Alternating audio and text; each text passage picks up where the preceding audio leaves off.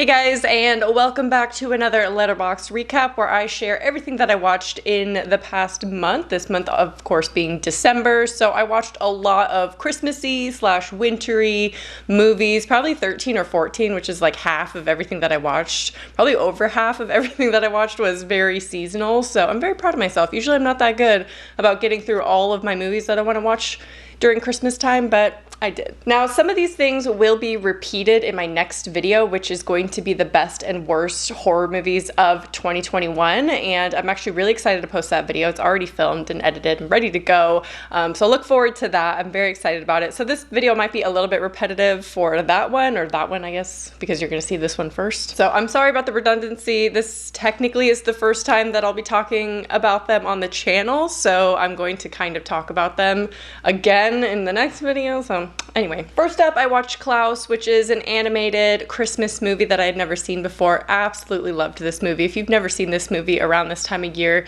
you have to watch it. It's like it's an iteration on the origin story of Santa Claus, and it's so good. Next, we watched Jingle All the Way, which is a classic that I had not seen in probably over 5 or so years, so I'm glad we brought that back into the rotation. Absolutely ridiculous Arnold Schwarzenegger movie, but still iconic at the same time. Classic 90s Christmas. Then I watched Wind Chill, which was, I think, a first time viewing. I'm still not sure if I've seen it before. If I did, clearly not very memorable, but I did really like this one as far as winter horror movies go. It technically is also a Christmas movie, but it's not in your face Christmas. It just takes place around that time. I talked more about this movie in my top 12, I think, Christmas movie videos, so I'll link that up here in case you want to watch any, even though we're into the new year now. Then I watched Better Watch Out, another classic Christmas horror movie. Love it. I watch it every single year now. It's one of my favorites. Now we're going to talk about We Need to Do Something. I talk about this in my next video, but this will kind of give a spoiler as to where this falls in my best and worst horror movies video, because that video is also ranked. I rank all of the horror movies from 2021, so it's very controversial. So We Need to Do Something follows a family who find themselves trapped in their bathroom after a storm with no sign of rescue, with evil lurking just outside. So like I said, spoiler for my next video, not a fan of this one. I saw some people liking it. Not a lot of people were talking about it in general. I just didn't like this one. There was so many things wrong with it. I was like, should I even finish it? I honestly was debating finishing it. It was just bad in my opinion. It is a lower budget single location movie, which tends to be more effective for me. I really like when they are smart about their budgeting, but I couldn't really tell where the budget went. Like, there wasn't a lot going on. The writing was very all over the place in my opinion. They didn't really build a lot of tension. And so when the climax kind of came, it just fizzled out for me. I think they really could have made this a more serious tone movie. I think they tried to do that, to be honest, but some of the things were just really comedic to me.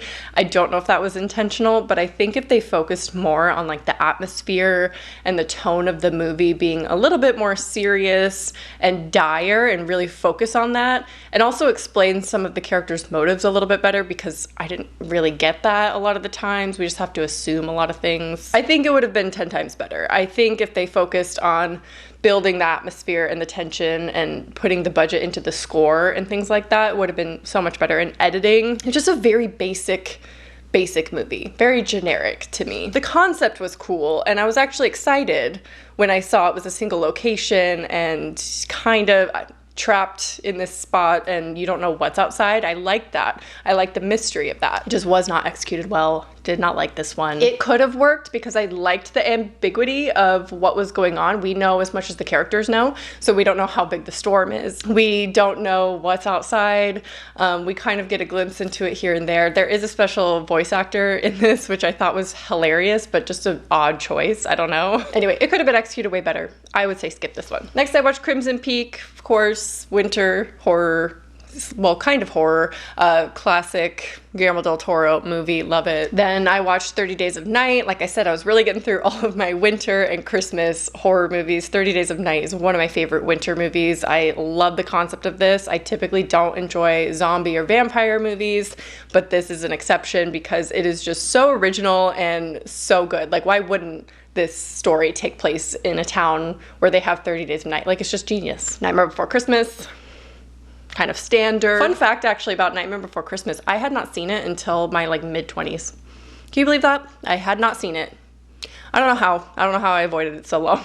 Okay, next movie I'm really excited to talk about and share and recommend because I want everyone to watch it because it's so underrated and I never hear anyone talk about it is Another Evil. This is definitely one of my favorite discoveries and new watches that I watched this year. So this follows a man who encounters ghosts in his vacation home and hires an exorcist to try to get rid of them, but it's not the ghosts that are stubborn and staying put. So this is a comedy horror with Mark Proksch, I think that's how you pronounce his name, who you may recognize as Colin Robinson in the beloved show What We Do in the Shadows. Colin Robinson in that show is hands down probably my favorite vampire in that show, or my favorite character. It's just phenomenal. And so when I saw him in this, I thought, we'll see how he does outside of that role. Like, I'm curious to see because I haven't seen him in anything else. But if you like Colin Robinson as a character, I think you'll really like Another Evil because he's so similar. I don't want to say it's like the same person because it's definitely not. He's way more eccentric in Another Evil, but it just reminded me so much of Colin. And it could just be the fact that he's the same actor, obviously, and so it just kind of reminds me of that because it's the same person. But there's something about the character itself that was just hilarious to me. Like, there were so many funny moments in this. The comedy is really effective, and I'm usually really picky when it comes to comedy horror or just comedy in general. Now, this isn't a perfect movie by any means. It's kind of an indie, lower budget type movie, so it really doesn't build the suspense until the very end. So a lot of it is mostly just a comedic horror movie, although you are seeing ghosts and things, which are very weird looking, so they did a really good job with the ghosts themselves, but it doesn't really feel tense until later towards the end, but it does once it turns. It's just like it goes there, and it's pretty messed up. It's definitely one of those like uncomfortable movies that you're gonna feel like very uncomfy, like Mother, like that movie. If when you're watching it, it's not obviously as extreme as Mother because there's comedic stuff going on, so like it's not gonna be that tense, but the main character is just so nice and you want to like yell at him and be like, just be mean for like 2 seconds, like stand up for yourself. But it's so realistic for people who have like anxiety or people pleasers and things like that, so if you're one of those types of people, please watch this because you're gonna feel so much anxiety, but in a good way. It's a good experience. I really like this movie. I did watch it on Plex, which is a super random streaming service that I've never used before, but I downloaded specifically for this. It is free and the movie's free on there, so check it out. Okay, then I watched But I'm a Cheerleader. Now, why did I not know about this movie until recently?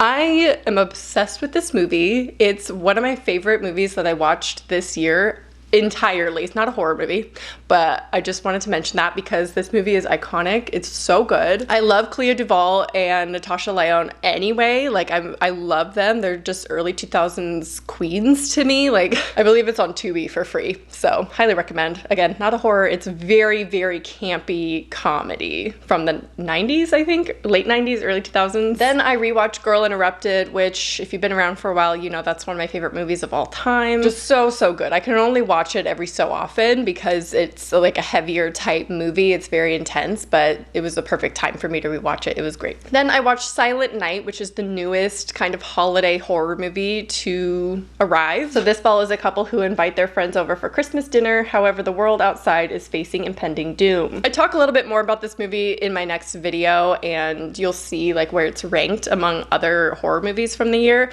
but I really liked this one. I thought it was pretty effective. I did have some issues with it. I felt like a lot of the scenes droned on a little bit too long. The pacing was a little bit off as far as like where they sprinkled in the tension. I did like the slow reveal as to what is actually happening and why they're all gathered together. I liked that it wasn't in your face right off the bat. You just think it's kind of an average family gathering or friends getting together for the holidays, but then you soon realize what it's actually about. But a lot of the drama aspects felt a little bit drawn out and unnecessary a lot of the time. They lasted a little bit too long. I wish it was balanced more with the horror elements and with the suspense. Then I watched the Dyatlov Pass Incident, or Devil's Pass, however you want to find it online. Amazing movie. I love this one. It's very cheesy. It kind of is lower budget, found footage type movie, but I think it's really good. I talk more about it in my top winter horror movies, but check it out. Then I watched one of my favorite movies that came out this year that I'm so excited I fit in. I almost didn't watch it before the end of the year, and I really would have regretted that, and that is come true. This follows a teenage runaway with no place to sleep, so she signs up for a sleep study that soon becomes a nightmare as they discover the power of dreams. I did not know what to expect with this movie. All I read was a brief description of it. I didn't watch any trailers or anything, so I went in not knowing a lot, but it was such a pleasant surprise. Like, I got so into this movie, and I'm absolutely obsessed with it. It's not going to be one that everyone loves. It's definitely a rewatch type movie for me. Like, I'll watch this over and over again. It's just one of those like easy movies that are like straightforward but just like unique enough with really, really good visuals that I just constantly want to be looking at. The ending is so ridiculous. Like, it's actually really funny to me, and I talk more about it in my 2021 movies, but to me it works. It's very entertaining and I liked it, but a lot of people hate the ending of this and find it really offensive in a way, I guess you would say, but they get very angry at it. For me, it works. It's not going to be for everyone, but try watching it. I think it's really good. It's on Hulu. I just love all the artistic choices in it. There's so many amazing, incredible visuals, and the score is hands down probably my favorite part about it. There's so many good things about this movie, and I'm so glad I discovered it. Then I watched The Orphanage, which I'm not even sure if this was a first watch for me. I have tried watching it multiple times and for some reason turned it off every single time, so I don't know if I had ever watched it all the way through. I don't think so.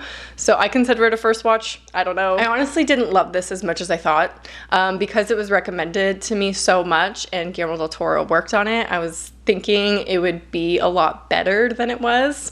That's not to say it wasn't good. I gave it, I think, 3 out of 5, which is decent, but I was expecting to like a lot more because of him working on it. I thought it would have more of his touch, his like horror aspects that he specializes in, and it didn't really have any of that. So to me, it didn't really feel like a Guillermo del Toro movie. And it's not. He's a producer on it. It's just like Antlers. Unfortunately, he was a producer on that, and that ended up being terrible. So the atmosphere is really pretty, but there's really no like suspense or horror elements in it to me. That's just my opinion. It's kind of like when you watch Dark Water. There's no, I mean, there's some tension, but it's not horror, if that makes sense. It ends up being more of a drama type movie. Then I watched Misery.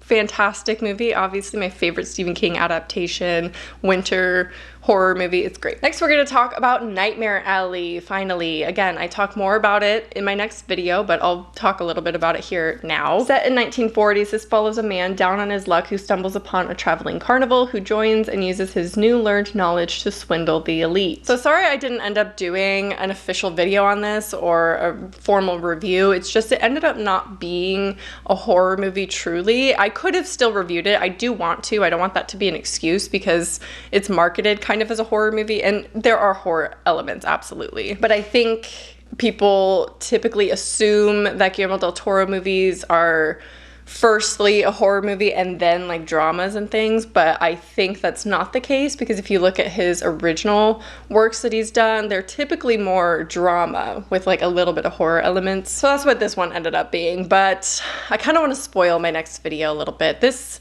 is one of my favorite movies of the year. I mean, I think that's a given. It's just so good. Technically, not my favorite movie of the year, but it's the best movie of the year. And I'll explain all of that in my next video. I think it's safe to say though that a lot of people will agree that this is the movie of the year, especially in the horror genre, even though it's not really a horror. It's enough to where the horror fans I think are satisfied, but it's more general for the general public, if that makes sense. So I'm sure it'll win a lot of awards. This movie is near perfection. And I don't want to hype it up too much because maybe some of you won't like it, but I just can't see that happening. Like, I think it's really amazing. It is longer. I think it's at 2.5 hours or so, but it needed every single minute. Like, I was never one time bored with this movie. It's so good. Then I watched Home Alone 2, which, controversial, I guess, is better than the first one.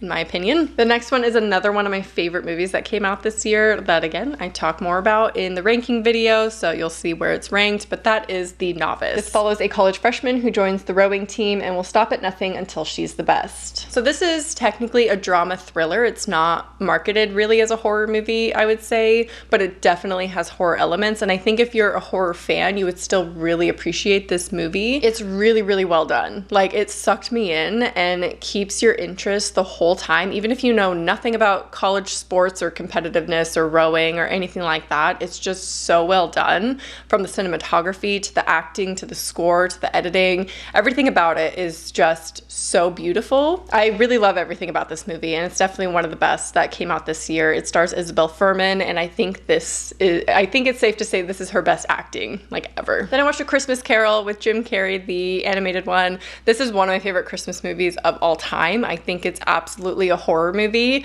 and every time I watch it, just reaffirms that. So if you don't think so, I'm sorry you don't get any horror elements out of it, but it's so good. Like, I absolutely love this movie. Then Krampus, of course, that's a yearly watch for me. And then I watched Don't Look Up, which is very talked about right now. Everyone's talking about this all over social media. It's not a horror, so I'm not gonna spend too much time on it, but I really like this movie. I thought it was really well done. I don't disagree with the critics when they say that it's a little heavy-handed and on the nose with the message. I thought a little bit of it was over the top, and it almost would have been better if it was more ambiguous.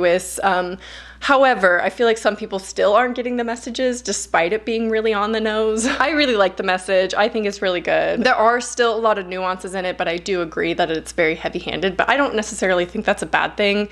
I mean, it's what the movie's about, so if you want to be super on the nose, that's fine. I thought the acting was really well done, obviously. So I definitely want to rewatch this somewhat soon. I don't know why I'm getting that craving to rewatch it, but I really liked it. Obviously, the end scene is perfection to me. It's horrifying. It sticks with you. It's really good. Okay, the last movie we're gonna talk about, which I'm very upset because I'm not sure if it's technically a movie that came out this year, so I don't know if I should have put it in my best and worst of 2021, but that's The Vigil. This follows a young man who is hired to be a showmer and sit in vigil over a dead body, but soon realizes something is very wrong shortly after arriving at the house. So since I didn't include this in my best and worst horror movies of 2021, I'm just gonna say if it did come out this year, it's one of the best. Hands down, one of my favorites. I don't think the horror is that strong necessarily, like some of it is cheesy jump scares, but this is a great example of PG-13 horror done right. Personally, I always will prefer a PG-13 horror movie to an R-rated horror movie, and that's just simply because they don't have to rely